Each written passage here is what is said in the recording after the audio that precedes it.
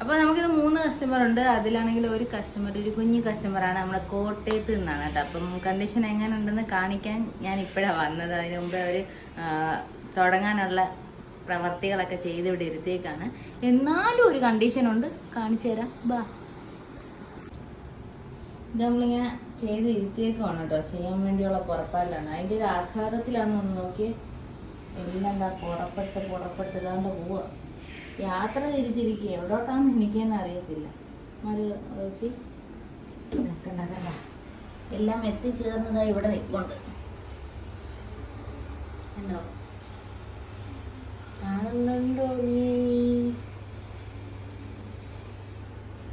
കണ്ടു നിന്നു ഞാൻ. കണ്ട ജാതി സാധനങ്ങളാണ്. കണ്ടില്ലേ? കണ്ടോ നിങ്ങൾ? കാണുന്നുണ്ടോ ഇത്? അപ്പോൾ കണ്ടല്ലോ, ഇതാണ് അവസ്ഥ. അപ്പോൾ കുട്ടിയുടെ തലേന്നെല്ലാം ഇറങ്ങി ഇവിടെ വന്നിരിക്കണം. അവിടെ നിന്ന് ഇറങ്ങി അവിടെ പോയിരിക്കണം. അപ്പോൾ ഇത്രയും ഉണ്ട് കേട്ടോ. അപ്പോൾ അതുപോലെ തന്നെ സ്മെല്ലുണ്ട്, പേനുണ്ട്, ഈരുണ്ട്, ധാരനുണ്ട്, എല്ലാം ഉണ്ട്. കൂടെ ജടയും ഉണ്ട്. അപ്പോൾ കുഞ്ഞിൻ്റെ അടുത്ത് പറയുന്നത് വെച്ചാൽ ജടയെ തൊടുമ്പോൾ തന്നെ വേദന എടുക്കുന്നുണ്ടെന്നാ. അപ്പം തൊടാതെ എങ്ങനെ എടുക്കുമെന്നാണ് എനിക്ക് അറിയാത്തത്. ഞാൻ പറഞ്ഞ് ഇച്ചിരി വേദന സഹിക്കണമെന്ന്. ഇല്ല മോളെ, സഹിക്കത്തില്ലേ? അല്ലെങ്കിൽ നമുക്കൊന്നും ചെയ്യാൻ പറ്റത്തില്ല, മനസ്സിലായോ? കണ്ടില്ലേ അവസ്ഥ? കണ്ടില്ലേ? അപ്പോൾ നമുക്കിതെല്ലാം ക്ലിയർ ആക്കണ്ടേ? പക്ഷെ അകലം വേദന സഹിക്കത്തില്ലേ? ആ ജടയെ തൊടുമ്പോൾ ഉള്ളതേ ഉള്ളൂ കേട്ടോ. അതെല്ലാം എടുത്ത് ക്ലിയർ ആക്കി നല്ല അടിപൊളി മുടിയാക്കിയിട്ട് വീട്ടിൽ പോണ്ടേ. അപ്പോൾ കുഞ്ഞ് റെഡിയാണ്, ഞങ്ങൾ റെഡിയാണ്. അപ്പോൾ ഇത് മൊത്തത്തിൽ ക്ലിയർ ചെയ്തിട്ട് കാണിക്കാം.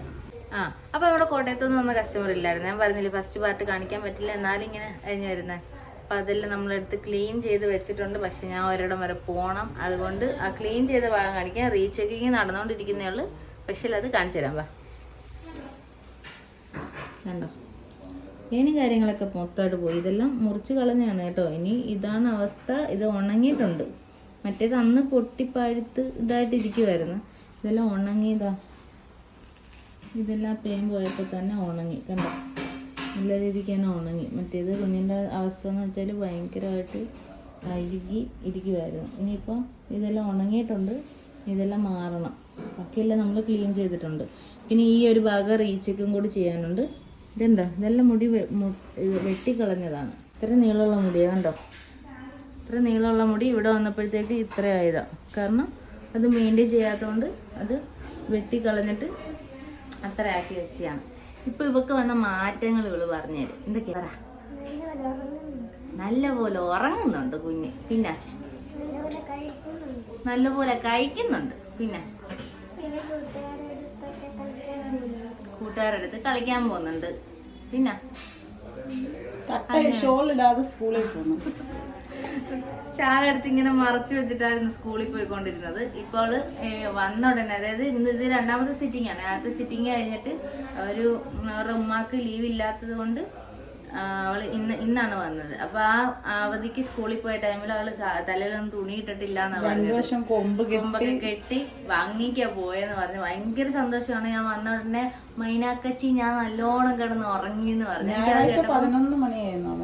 ഉണരാൻ താമസിച്ചത് കാരണം വെച്ചാൽ കുഞ്ഞ് അത്രത്തോളം ബുദ്ധിമുട്ടി ഉറക്കം പോലും ഇല്ലാതിരുന്നതാണ്. അവൾ അടിപൊളിയായിട്ട് ഉറങ്ങി ഹാപ്പി ആയിട്ട് ഇരിക്കുന്നത്. എന്ന് വെച്ചാല് നല്ല ഹാപ്പിയാണ്.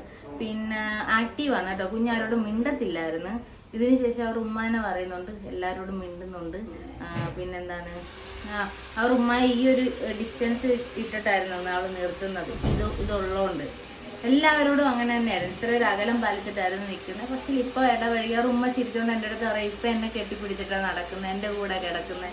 അവർക്കൊക്കെ സന്തോഷം. കാരണം എന്ന് വെച്ചാൽ കുഞ്ഞിന് ഈ ഇതുകൊണ്ട് ഇങ്ങനെ നടക്കുന്നതുകൊണ്ട് ആരെയും ഫേസ് ചെയ്യാൻ പറ്റുന്നില്ല, കൂട്ടുകാരോടെ പോകാൻ പറ്റുന്നില്ല, ഭക്ഷണം കഴിക്കുന്നില്ല, ഉറങ്ങുന്നില്ല.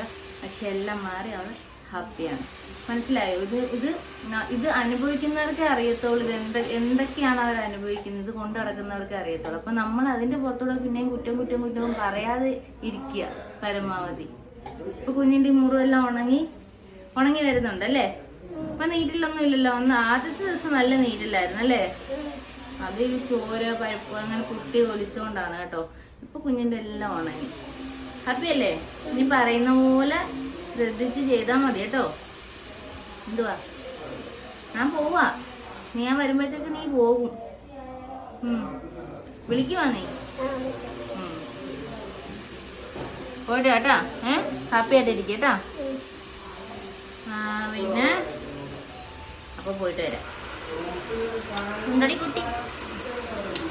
Thank you. പോയിട്ട് കേട്ടാ. ഹാപ്പി ആയിട്ട് ചിരിച്ച് കളിച്ച് എല്ലാവരുമായിട്ട് ഇതായിട്ടിരിക്കണേ. ഞാൻ റീച്ചൊക്കെ കൂടെ കഴിഞ്ഞാൽ വീട്ടിൽ പോവാം. ഈ ഭാഗം കഴിഞ്ഞ കേട്ടോ. കാണാം. എന്തുവാ കാണാം.